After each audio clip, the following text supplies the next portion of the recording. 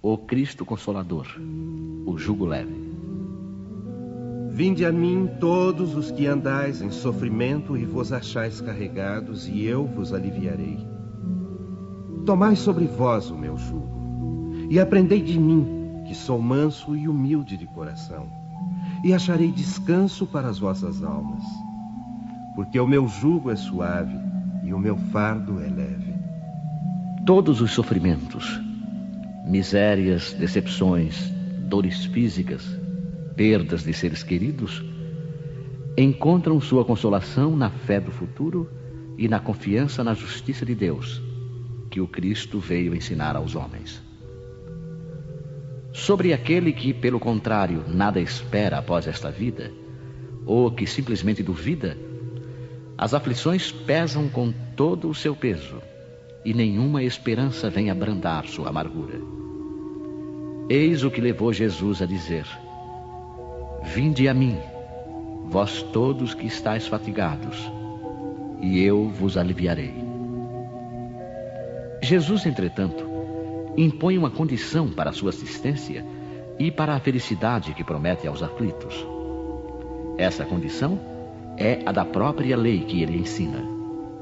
Seu jugo é a observação dessa lei.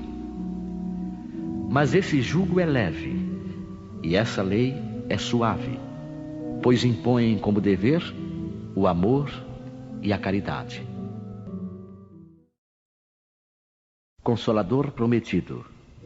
Se me amais, guardai os meus mandamentos. E eu rogarei ao Pai, e ele vos dará outro Consolador, para que fique eternamente convosco o Espírito da verdade, a quem o mundo não pode receber, porque não o vê, nem o conhece. Mas vós o conhecereis, porque ele ficará convosco e estará em vós. Mas o Consolador, que é o Espírito Santo, a quem o Pai enviará em meu nome, vos ensinará todas as coisas e vos fará lembrar de tudo o que vos tenho dito. Jesus promete outro Consolador. É o Espírito da verdade, que o mundo ainda não conhece, pois não está suficientemente maduro para compreendê-lo, e que o Pai enviará para ensinar todas as coisas e para fazer lembrar o que o Cristo disse. Se, pois, o Espírito da verdade deve vir mais tarde ensinar todas as coisas, é que o Cristo não pôde dizer tudo. Se ele vem lembrar o que o Cristo disse, é que o seu ensino foi esquecido ou mal compreendido. O Espiritismo vem, no tempo assinalado, cumprir a promessa do Cristo. O Espírito da verdade preside ao seu estabelecimento. Ele chama os homens à observância da lei. Ensina todas as coisas, fazendo compreender o que o Cristo só disse em parábolas. O Cristo disse: que ouçam os que têm ouvidos para ouvir. O Espiritismo vem abrir os olhos e os ouvidos, porque fala sem figuras e alegorias. Levanta o véu propositalmente lançado sobre certos mistérios e vem, por fim, trazer uma suprema consolação aos deserdados da terra e a todos os que sofrem, ao dar uma causa justa e um objetivo útil a todas as dores. Disse o Cristo: bem-aventurados os aflitos, porque eles serão consolados. Mas como se pode ser feliz por sofrer, se não se sabe por que se sofre? O Espiritismo revela que a causa está nas existências anteriores e na própria destinação da Terra, onde o homem expia o seu passado. Revela também o objetivo, mostrando que os sofrimentos são como crises salutares que levam à cura. São a purificação que assegura a felicidade nas existências futuras. O homem compreende que mereceu sofrer e acha justo o sofrimento. Sabe que esse sofrimento auxilia o seu adiantamento e o aceita sem queixas, como o trabalhador aceita o serviço que lhe assegura o salário. O Espiritismo lhe dá uma fé inabalável no futuro, e a dúvida pungente não tem mais lugar na sua alma. Fazendo-o ver as coisas do alto, a importância das vicissitudes terrenas se perde no vasto e esplêndido horizonte que ele abarca, e a perspectiva da felicidade que o espera lhe dá a paciência, a resignação e a coragem para ir até o fim do caminho. Assim, realiza o Espiritismo o que Jesus disse do Consolador prometido: conhecimento das coisas que faz o homem saber de onde vem, para onde vai e por que está na terra, lembrança dos verdadeiros princípios da lei de Deus e consolação pela fé e pela esperança. Advento do Espírito da Verdade. Espírito da Verdade, Paris, 1860. Venho como outrora, entre os filhos desgarrados de Israel, trazer a verdade e dissipar as trevas. Escutai-me. O Espiritismo, como outrora minha palavra, deve lembrar aos incrédulos que acima deles reina a verdade imutável. O Deus bom, o Deus grande que faz germinar as plantas e levanta as ondas. Eu revelei a doutrina divina, e como um segador liguei em feixes o bem esparso pela humanidade e disse: vide a mim, todos vós que sofreis. Mas os homens ingratos se desviaram da estrada larga e reta que conduz ao reino de meu Pai, perdendo-se nas ásperas veredas da impiedade. Meu Pai não quer aniquilar a raça humana. Ele quer que, ajudando-vos uns aos outros, mortos e vivos, ou seja, mortos segundo a carne, porque a morte não existe, sejais socorridos. E que não mais a voz dos profetas e dos apóstolos, mas a voz dos que se foram se faça ouvir para vos gritar: crede e orai. Porque a morte é a ressurreição, e a vida é a prova escolhida durante a qual vossas virtudes cultivadas devem crescer e desenvolver-se como cedro. Homens fracos, que vos limitais às trevas de vossa inteligência, não afasteis a tocha que a clemência divina vos coloca nas mãos para iluminar vossa rota e vos reconduzir, crianças perdidas, ao regaço de vosso Pai.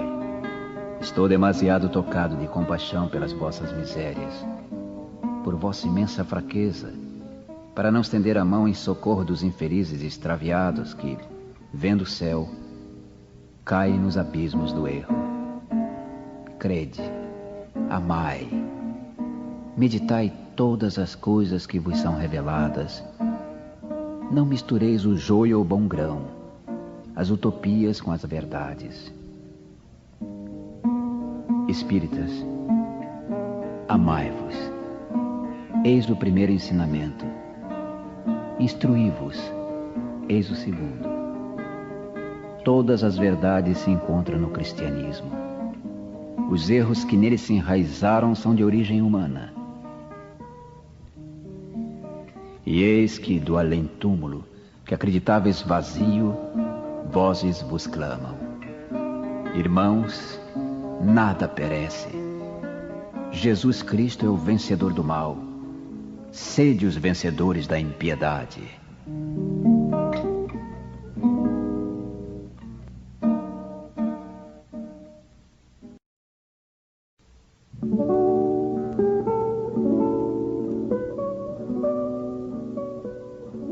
Venho ensinar e consolar os pobres deserdados. Venho dizer-lhes que elevem sua resignação ao nível de suas provas.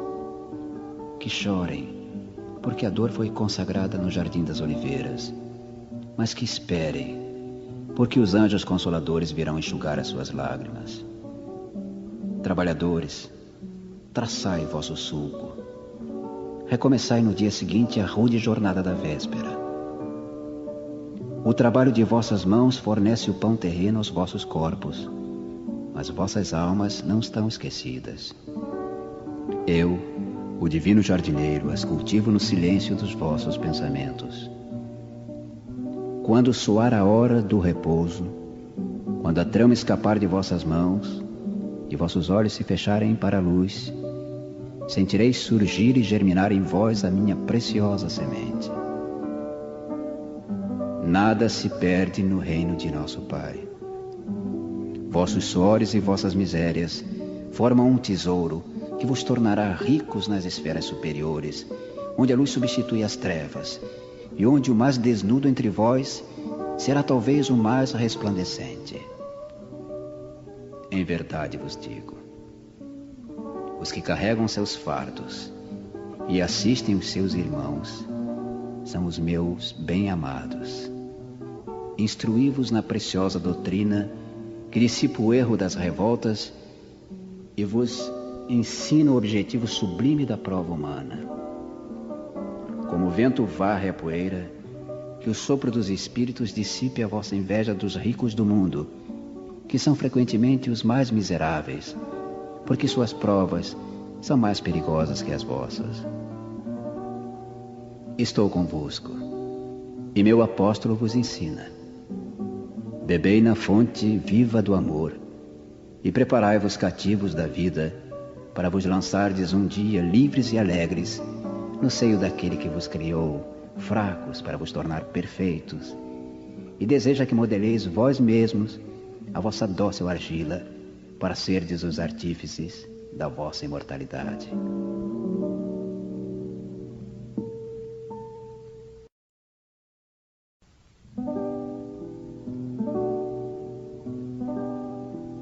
Eu sou o grande médico das almas, e venho trazer-vos o remédio que vos deve curar.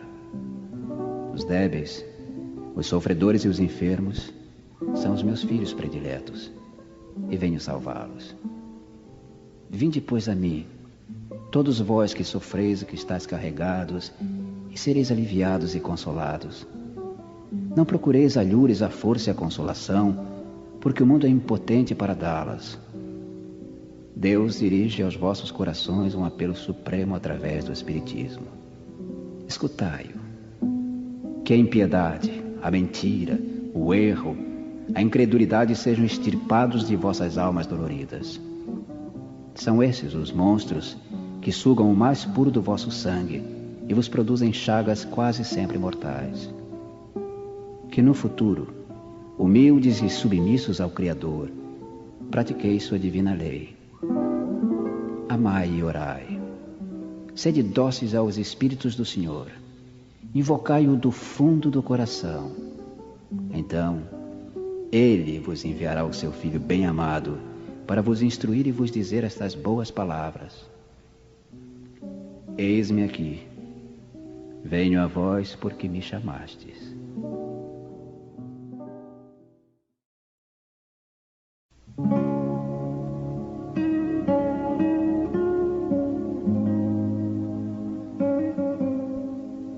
Deus consola os humildes e dá força aos aflitos que a suplicam. Seu poder cobre a terra e por toda parte, ao lado de cada lágrima, põe o bálsamo que consola. O devotamento e a abnegação são uma prece contínua e encerram um profundo ensinamento. A sabedoria humana reside nessas duas palavras. Possam todos os espíritos sofredores compreender esta verdade, ao invés de reclamar contra as dores, os sofrimentos morais que são aqui na terra o vosso quinhão. Tomai, pois, por divisa essas duas palavras, devotamento e abnegação, e sereis fortes, porque elas resumem todos os deveres que a caridade e a humildade vos impõem. O sentimento do dever cumprido vos dará a tranquilidade de espírito e a resignação. O coração bate melhor, a alma se acalma, e o corpo já não sente desfalecimentos, porque o corpo sofre tanto mais, quanto mais profundamente abalado estiver o espírito.